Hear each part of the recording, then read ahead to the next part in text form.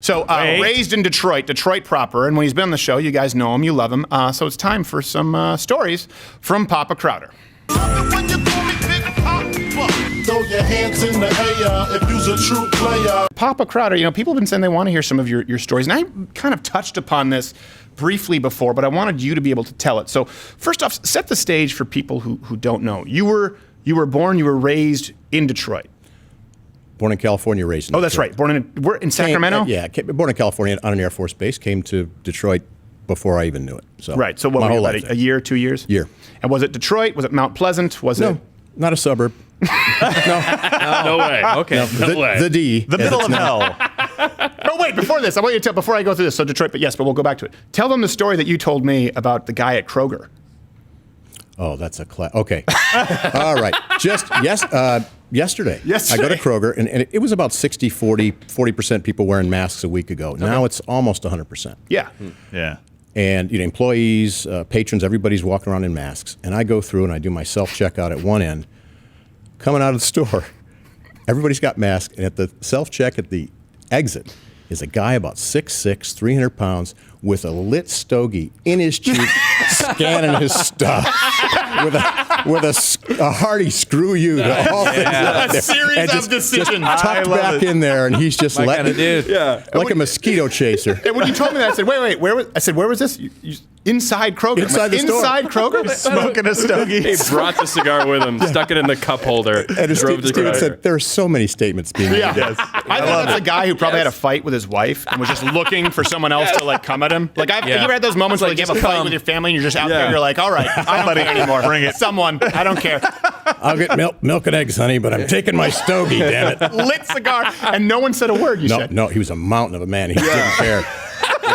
Yeah. There's no stopping him. I scan this, chucking it in the bag. Didn't care. I want to meet that man. Okay. Yeah. So you were raised in Detroit proper, and then... I'm always on for the Detroit bits. Everyone. Well, no, I just wanted people to know. So you were raised in Detroit because a lot of times people say they're from Detroit, but they're not really from Detroit. Right. No. And then you played hockey at a very high level, and you played at U of M, and you were very high level. Got a scholarship, and then his uncle, my uncle played hockey, but not nearly as a high level. But when you were young, your older brother, my uncle, played hockey, and you were both pretty athletic. I mean, back then it was unheard of for people to be training and living the kind of life that you did. You were very into it. That's true.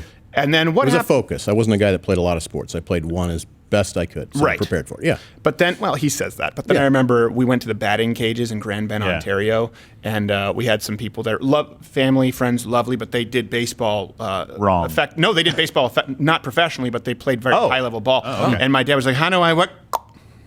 Yep. So he's being humble here. Yeah, I didn't get any of these athletic genes, by the way. He kept them all for himself. He kept them all for himself. So, but he was very he says that, but other kids are maybe into Little League baseball or football or whatever. Steven wanted to do stand-up when he was 4. Yeah, I know. He's doing Seinfeld impressions. That was a flop. So, but he's great at jiu-jitsu. He doesn't brag on himself enough. I will. Everyone knows he's high level at that. But even Brendan tore your biceps. I'm getting uncomfortable here. So anyway, but the point is, so you were doing this, and then contrast that with your father. Let people know about your dad to set up this story. Your dad was not an athlete. They didn't play sports. He had to go out and earn a living, right? And he was career military. Well, yeah, makes sense. Yeah, he didn't. He had to fight world wars. He was a career fighter pilot. That's all he ever did. And you want me to tell the story about when he came home one day? Oh no, but tell us a story about your dad. Like in general, he was a guy who didn't exercise at all, didn't play sports. 6'2", maybe 230, 235. Smoked. Paunch, smoked, of course. Drank, sure. Drank a lot every night. Guilty. He was at the Admiral's Club, the actual Admiral's Club. No, the real one. The Officers Club. The Officers Club at the base. At the base where you would have several whiskeys, sometimes before flying. He claimed he was a better pilot after a scotch. Now, I would tell him the science is against you. I'm better. I'm sharper. Air to air. I'm on my game with one scotch. So he was. So this is what's flying over your head, folks. He was flying every day. Yeah. He wasn't a guy who was training pilots. He was flying every day. He was a full colonel. Very high level. But again, I just want to set the stage. Now, contrast your brother at the time. How old? Older brother, about 18, and so he's playing junior hockey, and he's really good. He's pretty high level at that point, and just very athletic. Very angry too, because he had a late growth spurt. Yeah. He had a small man's complex and a big guy's body. It's a bad combination. What did he say in his driver's license?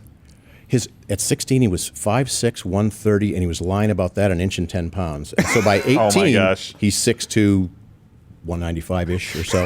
Wow. Playing junior So hockey. fast, but he's that still is acting fast. like the guy's Yeah. being knocked Yeah. around as a kid. You can't do that to me attitude, right? Yeah. Okay. So my dad comes home one day from the base after a day of flying, and who knows at the officers club how many scotches. And we're out playing in the neighborhood. All the kids are out there, and it's kind of like picture Sandlot. Kids everywhere, hanging out. And my older brother probably shouldn't have been playing with the younger kids, but he was out there, kind of cocky, the big bully in the neighborhood. So he's out there. The old boy comes home. I think he was driving the red GTO at that time. And he's wearing what pilots call the green bag. You guys wore it during the sketch, the Top Gun sketch. Yeah. One zipper up the front, pockets on the legs, and in those pockets goes your keys, your wallet, Scotch. your change, whatever. But so Your whiskey rocks. so your lower legs are encumbered with all your stuff. You got patches up here, but you don't carry a lot up here. So he comes, piles out of the car, and my cocky older brother says, because we were racing up and down the street, "Hey, old man, let's see what you got." My dad crushes out a cigarette. He's about 50 at this point. Full colonel, just left the officers club, crushed out a cigarette, who knows how many that day. And he lines up, and they say, from here to that car, which is, our street wasn't that long. Well, hold on a second, but there's also, what shoes was he wearing? Oh, of course, combat boots. Yeah. Yeah, Oh, flight wow. boots. Yeah, a little bit different, but Track flight shoes. boots. Yeah, track shoes. Flight, yeah. Flight boots. And Nice my tinnies. brother, you got to think an 18-year-old boy is near his peak, right? He's probably High-level hockey player, Yeah. athletic, great shape, weight training. Sure. Yeah. So they line up, and my brother goes into some silly track stance or something at the line. And, he's all ready to explode. Feminine garbage. Yeah. And the old boy just kind of, as I said, crushes one out, stands in line, says, "Someone say go." And he takes off. It wasn't even close. He beat my brother by at least a house and a half. Not big lots. Wow. So moked him. Oh, wow. my gosh. And every kid in the neighborhood, but he knew how to handle the dramatic. He didn't come back and fist bump or beat his chest. He just walked off into the house. It was just so glorious. Lit up another cigarette. Such a thorough beating. Such a thorough beatdown, and witnessed by the whole neighborhood. And all you hear is this jangling of keys and change as he just takes off down the street. And then your uncle, my uncle, so your brother didn't ask for a rematch. No, humiliated. Totally humiliated. Durst not challenge him anymore. No. Well, thank you so much. It's boring for anyone else, but in the No, family, I don't it's a think it's funny boring. story. I think it's great. These are the stories that I always love. Cinematic Next time we'll have sensibility. you tell the one where you got a dart put in your head and Yeah. you tried to lock Oh, yourself yeah. in the bathroom so that he could keep it in his head until his parents got home.